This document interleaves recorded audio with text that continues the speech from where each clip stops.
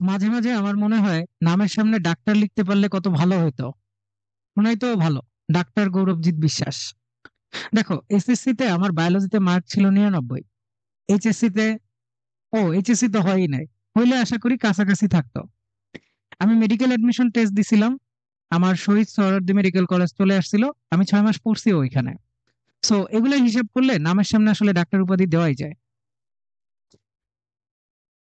আচ্ছা, এইটা শুনে তোমাদের কাছে মনে হয়েছে না যে এটা কেমন কথা, তাই না? এটা কোনো কথা হইলো? কিন্তু বাংলাদেশে আসলে এটাই চলে।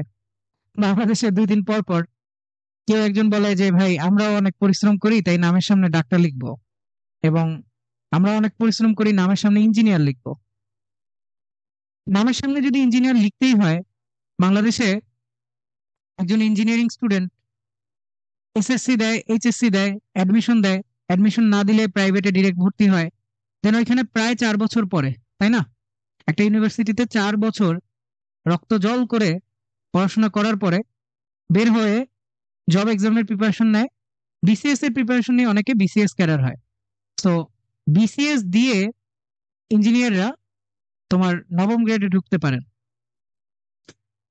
এই জায়গায় বাংলাদেশে ডিপ্লোমা ইন ইঞ্জিনিয়ারিং এই কোর্স করে এসএসসির পরে ডিপ্লোমা করলাম 4 বছর, দেন দশম গ্রেডে ঢুকলাম। ঠিক আছে, এই দশম গ্রেডে আর কেউ পরীক্ষা দিতে পারে না, শুধুমাত্র ডিপ্লোমার লোকজন পারেন। ভালো কথা। এইখান থেকে ওনারা সিন্ডিকেট করে এমন কাজ করছেন যে প্রমোশন হয়ে ওনারা নবম গ্রেডে চলে যান, মানে ক্যাডারের সমমর্যাদার পদ। সামনে দেখাবো না, ওনাদের এই যে প্রমোশনের তোমার কোটা আছে 33%, কিন্তু ওনারা এটা মানেন না। ওনারা করেন কি, তোমার আন্দোলন করেন বা অন্য কিছু করে তোমার নিয়োগের পরীক্ষায় বাতিল করে দেন। পরে ওই জায়গায় ফাঁকা জায়গা থাকে, ওনারা প্রমোশন নিয়ে ওই জায়গায় চলে আসেন। তো কোন লেভেলের সিন্ডিকেট বুঝতেও পারবে না। সামনে দেখাবো না, বুঝছো, 50%-এর বেশি ওনারাই আছেন। 33%-এর কোটা ছিল, সেটাও মানেন নাই। তোমার দেখো, ইন্ডিয়াতে হায়ার গ্রেড মানে হচ্ছে বেটার, বুঝছো? তো ইঞ্জিনিয়াররা ঢুকে হচ্ছে দশম গ্রেডে ইন্ডিয়াতে, আর ডিপ্লোমা টেকনিশিয়ানরা ঢুকেন হচ্ছে 6 গ্রেডে।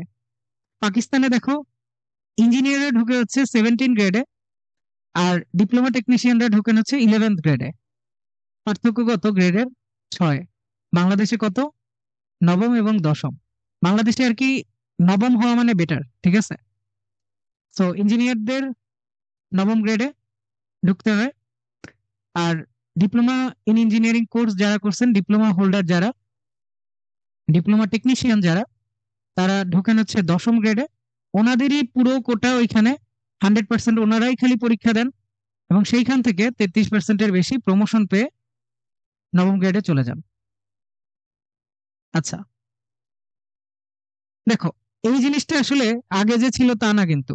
আগে ওনারা ঢুকতেন হচ্ছে 13 বা 14 গ্রেডে, তারপরে আস্তে আস্তে প্রমোশন পাইতেন। এখন ওনারা দশম গ্রেডে ঢুকে তারপরে আস্তে আস্তে প্রমোশন পেয়ে আরো উপরে চলে যান, নবম থেকে আরো উপরে।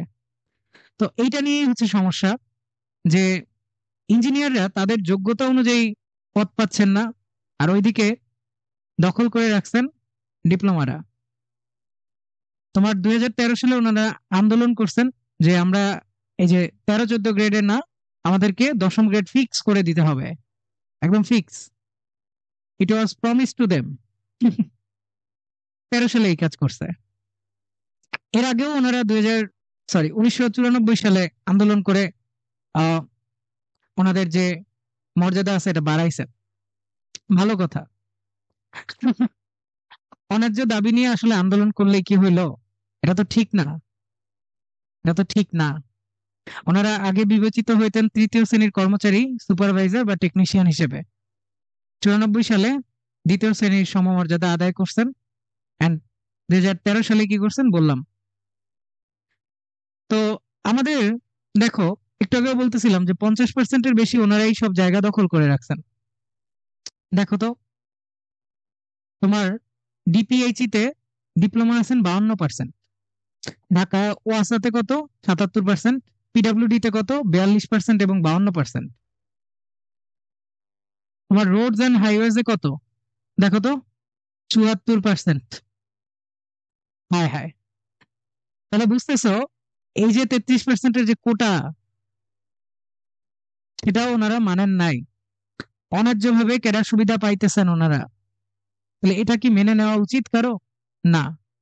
এই জন্যই হচ্ছে সকল বিশ্ববিদ্যালয়ের, এটা খালি বুয়েটের আন্দোলন না, সকল প্রকৌশল বিশ্ববিদ্যালয়, সকল বিশ্ববিদ্যালয় যেখানে ইঞ্জিনিয়ারিং ইউনিট আছে, সবার দাবি যে নবম গ্রেডটা নিয়োগ পরীক্ষার মাধ্যমেই হইতেছে ফিক্স করতে হবে। নবম গ্রেডে নিয়োগ পরীক্ষার বাইরে কেউ প্রবেশ করতে পারবে না, পদোন্নতির মাধ্যমে না। দশম গ্রেডেও এই যে 100% কোটা, এটা বাতিল করতে হবে। ওইখানের ন্যূনতম যোগ্যতা তাদেরটাই থাকুক, ডিপ্লোমা ইন ইঞ্জিনিয়ারিং, কিন্তু উচ্চতর যাদের শিক্ষাগত যোগ্যতা আছে তারাও যেন ওইখানে আবেদনের সুযোগ পান। এবং নামের সামনে, এই যে আমার মতো নামের সামনে ডাক্তার লাগাইতে চাইলেই লাগাইতে পারবা না, ইঞ্জিনিয়ারিং করতে হবে, তারপরে নামের সামনে ইঞ্জিনিয়ার লাগাবা। ঠিক আছে? এইটা আবারও বলি, বিভিন্ন মিডিয়াতে সবাই প্রচার করতেছে খালি বুয়েটের নাম লিখে। আমাদের আন্দোলনে আমাদের সকল ভাইয়েরা আছে, সকল বোনেরা আছে, আহসানুল্লাহ, এমআইএসটি সহ সকল বিশ্ববিদ্যালয় এখানে আছে। তো দেখো আমাদের দাবি, আশা করি যারা শুনছো তোমাদের কাছে নিশ্চয়ই লজিক্যাল লাগছে। তোমরা যারা ভবিষ্যতে ইঞ্জিনিয়ারিং পরীক্ষা দিবা বা ভবিষ্যতে ইঞ্জিনিয়ার হইতে চাও, আমার মনে হয় এটা তোমাদেরও কনসার্নের জায়গা হওয়া উচিত যে এইভাবে বৈষম্য করা হইতেছে, এইভাবে সিন্ডিকেটের মাধ্যমে মানুষ তোমার চাকরি খেয়ে দিচ্ছে আগেই। বুঝছো? তো তোমাদের কাছে অনুরোধ থাকবে, তোমরা তোমাদের বাসায় জানাও, বাবা মাদের জানাও। আর গার্জিয়ান কেউ যদি দেখে থাকেন, আপনারাও হচ্ছে এই বিষয়ে সোচ্চার হন, এরকম অন্যায়কে সাপোর্ট করেন না। এই অন্যায়ের কারণেই দেখা যায় প্রতি বছর আমাদের, ধরো দেশে থাকার অনেক ইচ্ছা, কিন্তু স্কোপই তো নাই। দেশে থাকবা, বিসিএস দিবা, মানুষ বলবে বিসিএস দিছে। অন্য ক্যাডারে চলে যাবা, মানুষ বলবে যে অন্য ক্যাডারে চলে গেছে, তাহলে বিএসসি করে কি হইলো। বাইরে যাবা, মানুষ বলবে ব্রেন ড্রেন। তাহলে যাবো ওইটা কোথায়? যাই, যাওয়ার জায়গায় তো নাই, মানুষ কিছু না কিছু বলবেই। আরেকটা জিনিস, অনেকে হচ্ছে সোশ্যাল মিডিয়াতে রুট টেনেক্স নিয়ে হচ্ছে অনেক ট্রোল করতেছেন যে ডিপ্লোমাদের যদি এটা দেওয়া হয় তারা পারবেন না অল। আমার মনে হয় এই ধরনের ট্রোল করার কোনো মানে নাই। ইভেন তাদেরকে আমরা কখনোই ছোট করেও কথা বলার পক্ষে না। এখন বিষয়টা হচ্ছে যে একটা নৈতিক দাবি আমরা প্রপোজ করতেছি, কিন্তু এটা এনাফ অ্যাটেনশন পাচ্ছে না। যখন অ্যাটেনশন পাচ্ছে না তখন বিভিন্ন ভাবে জিনিসটা আগাচ্ছে। আর হয়তোবা ডিপ্লোমা যারা করছেন, আপনাদের দিক থেকে হচ্ছে খুবই বাজেভাবে হচ্ছে ওয়ার্ডিং করা হয়, এগুলাও করেন না। দেখেন, ধরেন এমন হয়তো যে আপনি তো তাও এসএসসি দিছেন, ডিপ্লোমা করছেন, তারপর চাকরি পাইছেন। কালকে যদি স্কুলের একটা ছেলে বলে যে আমি 5-এ পড়ি, আমি এখন এই চাকরি করব, আর বলে যে আন্দোলন করে 50% কোটা লাগবে ওদের, শুনতে ভালো লাগবে? তো যোগ্যতা অনুযায়ী মানুষ চাকরি পাবে, যোগ্যতা অনুযায়ী মানুষ সম্মান পাবে, মানুষ হিসেবে মানুষ একটা সম্মান পাবে। এইটাই আমি আশা করতেছি। যদি এইটা না হইতে পারে, তাহলে দেশটা আসলে উন্নতি করতে পারবে না। সবাইকে আসসালামু আলাইকুম। সবাই কথাগুলো নিয়ে একটু চিন্তা করবেন। ঠিক আছে।